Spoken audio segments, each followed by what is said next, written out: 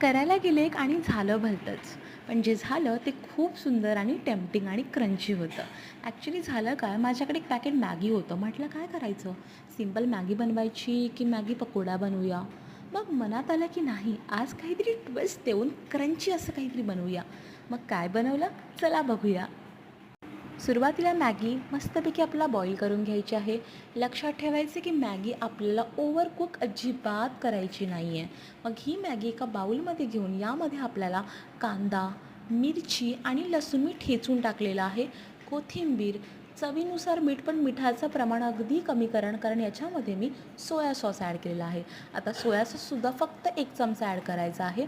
त्याच्यानंतर ह्याच्यामध्ये आपल्याला 4 ते 5 चमचे कॉर्नफ्लॉवर ॲड करायचं आहे. आणि मॅगीच्यामध्ये जो एक मॅगी मसाला इन्क्लुडिंग असतो ना, आपल्याला फक्त तोच ॲड करायचा आहे. आता यामध्ये लक्षात ठेवायचं ते म्हणजे 1%सुद्धा पाणी आपल्याला ह्याच्यामध्ये ॲड करायचं अजिबात नाही आहे. आता या मॅगीच्या मिश्रणाच्या छान अशा पाऱ्या करायच्यात.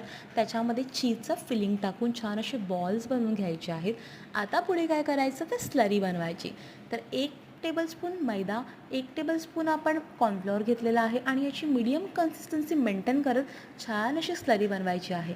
त्याच्यानंतर मी इथे 1 पाऊल मसाला कुरकुरे घेतलेला आहे. तुम्हाला जो फ्लेवर आवडतो ना तो घ्या. पण खरं बोलू का, हाच फ्लेवर बेस्ट आहे. मग ग्राइंड करून ह्याचा आपल्याला छान असा चुरा बनवायचा आहे. आता काय करायचं, हे जे बॉल्स आहेत मॅगीचे ते मस्तपैकी स्लरीमध्ये मिक्स करून ह्याच्या कुरकुऱ्याच्या मिश्रणामध्ये घालून आपल्याला डीप फ्राय करायचे. डीप फ्राय करताना एक काळजी घ्यायची ते म्हणजे की गॅसचा फ्लेम जो आहे तो मीडियम ठेवा. आता मस्तपैकी आपले Maggi Kurkure cheese balls ready आहेत आणि हे सर्व करा टमॅटो केचपसोबत किंवा चटणीसोबत. Thanks for watching and subscribe for more recipes.